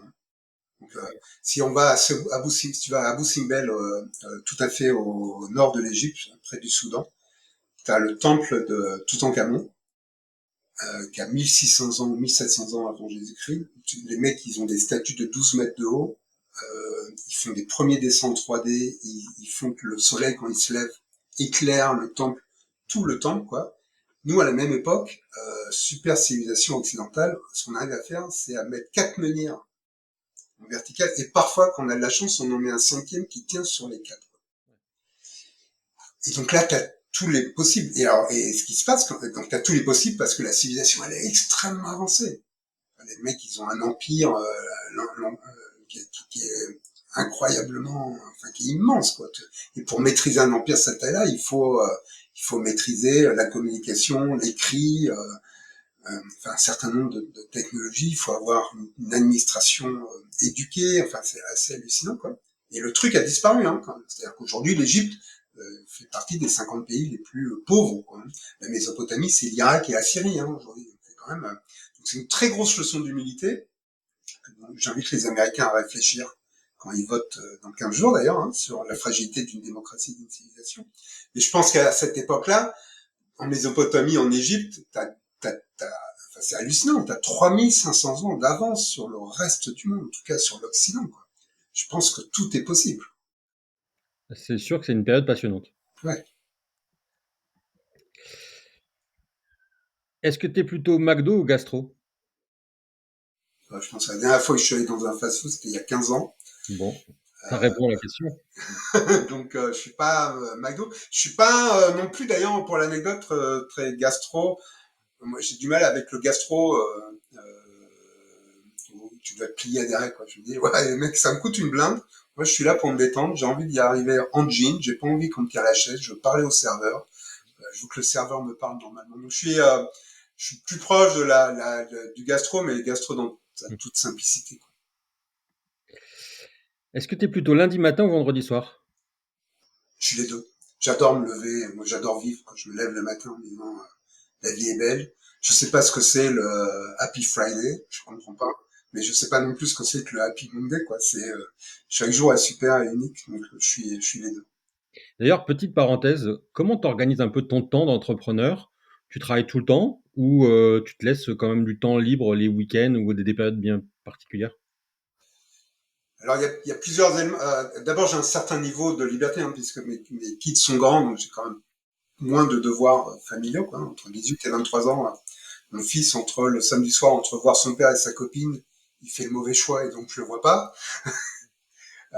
Donc ça me donne une liberté et ça dépend. Je me garde toujours des moments, une journée où je travaille pas, en tout cas sur IG, hein, mais j'ai quand même Mmh, d'autres sujets, entre mmh. autres les investissements perso et The Signal Network.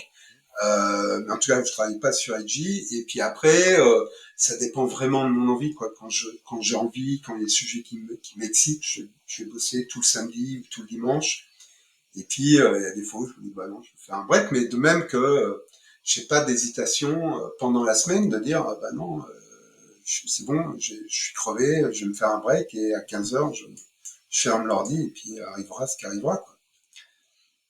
C'est d'ailleurs, c'est un autre sujet, mais pour moi, là, il y a un sujet dans les méthodes de management, on est encore énormément dans duplication de la vie scolaire, quoi. Ah, complètement. Donc, alors qu'on a en face des mecs qui sont des experts, adultes, vaccinés, majeurs, matures, et qu'on va leur dire, bah, tu fais ce que tu veux, quoi. Des livres à la sortie, mais ce que tu fais dans la journée ne m'intéresse pas, quoi. Execute or be executed. Ouais, mais exécute, voilà, c'est focus sur le délivrable, pas sur le nombre d'heures. Voilà, pour moi, je me souviens d'un salarié qui s'était pointé chez NewsRep et qui s'excusait d'arriver à 11 heures. Et j'ai dit, ce qui m'inquiète le plus, c'est que tu as besoin de t'expliquer sur pourquoi tu arrives à 11 heures. Ça m'inquiète. Que tu arrives à 11 heures, mais ça m'intéresse pas du tout. J'ai autre chose à faire, quoi. Est-ce que tu es plutôt Elon Musk ou Bernard Arnault? Alors, je suis surtout pas Elon Musk, parce que éthiquement, je peux pas l'être, quoi. Et je connais pas, je suis pas ébloui par les deux en tant qu'entrepreneur. Sont incroyables, hein, mais j'allais presque dire science sans conscience n'est que ruine de l'âme, mais entreprendre sans conscience n'est que ruine de l'âme. Quoi. Je suis pas sûr que Bernard Arnault ait une conscience si forte que ça. En tout cas, il y a des sujets fiscaux qui sont pas magnifiques, quoi. Et alors, par contre, je suis sûr que mes valeurs personnelles sont pas alignées avec celles d'Elon Musk. Ça, c'est certain. Quelle est la chose la plus bizarre ou la plus étrange que tu aies dans ton bureau? La chose la plus bizarre et la plus étrange que j'ai dans mon bureau, alors juste en dessous de mon bureau, peut-être encore plus étrange, c'est une armure de samouraï faite main par des artisans japonais. Un coup de folie, qui a un coup de folie, mais qui révèle ma passion pour les arts martiaux. Et c'est assez, voilà, quand les gens arrivent, de voir, qu'est-ce que c'est assez bizarre et là aussi c'est assez fascinant parce que à une époque, ou à la même époque où les occidentaux étaient dans des grosses armures et ils avaient même du mal à se tenir debout tout court. Cette armure japonaise, moi, je peux faire tous mes mouvements de jiu-jitsu et ça me permet de les faire. J'ai une mobilité incroyable avec un niveau de protection qui est qui est pas loin de celle d'une armure occidentale. On arrive au terme de cette interview. Est-ce qu'il y a une question que tu aurais aimé que je te pose et que je ne t'ai pas posée? Ah, j'adore parce que c'est la question que je pose à chaque fois d'entretien de recrutement. Qui est, donc la réponse c'est non. J'aime beaucoup. Je pense que tu as fait un bon tour. J'aime beaucoup le sujet et j'insiste pour les gens qui nous écoutent sur les mecs, c'est quoi votre but dans la vie, quoi? Qu'est-ce que vous voulez réaliser? Qu'est-ce que vous faites sur Terre, quoi? Il n'y a pas de et pour moi il n'y a pas de réponse. Hein. Enfin, il n'y a qu'une seule réponse, c'est la réponse égocentrique, quoi. Le reste, il n'y a pas de vérité absolue, quoi. Donc et l'entrepreneuriat n'est pour moi qu'un moyen, ou la vente ou whatever, n'est pour moi qu'un moyen de répondre à cette question-là. La question fondamentale, c'est qu'est-ce qu'il va faire quand tu as 80 ans, 90 ans, que tu vas te retourner et que tu vas te dire à te dédier. Et le reste, pour moi, le reste, c'est du détail. C'est vraiment, c'est ok. Je suis assez d'accord. C'est une bonne façon de Ah, terminer ça a coupé, désolé. ouais, c'est une bonne façon de terminer cette entrevue, cette interview. Je partage complètement, cette vision, de la vie. C'est, rechercher l'alignement en permanence et surtout pas avoir de regrets par rapport, à ce qu'on ait fait le jour où on devra se retourner pour voir ce qu'on a fait. Ouais. Et j'ai vu des gens qui ont loupé leur vie, quoi. Et ça, c'est catastrophique. Des mecs qui se retournent en disant, en fait, je suis devenu avocat d'affaires, mais c'était pas ça que j'avais envie de faire. Bah ouais, mais c'est trop tard. Mmh. Est-ce que, si des auditeurs veulent te contacter, quel est le meilleur canal pour revenir vers toi? LinkedIn, moi j'adore LinkedIn, je trouve que ça reste jusqu'à maintenant un réseau social de qualité, qui est en train de devenir un peu pollué, mais je regarde mes messages LinkedIn. Mmh. Et s'il y avait une personne que je devrais inviter, qui me recommanderais-tu d'inviter? Ah, ben, moi j'adore mon sparring partner, Sacha, parce que il a un background qui est vachement différent. Lui, c'est complètement self-made man, champion de ski, puis après musicien, puis après designer, puis après développeur, et puis le mec, il arrive en 6 ans, il entre au Parisien, et en 6 ans, il passe de simple développeur à CTO du groupe Le Parisien. Enfin, le mec je trouve qu'on est assez complémentaires dans les perspectives, quoi. Eh ben, écoute, je vais le contacter. Ça marche. Super. Gilles, merci beaucoup pour ton temps et à C'est très moi bientôt. qui te remercie. À très bientôt. À très bientôt. Ciao.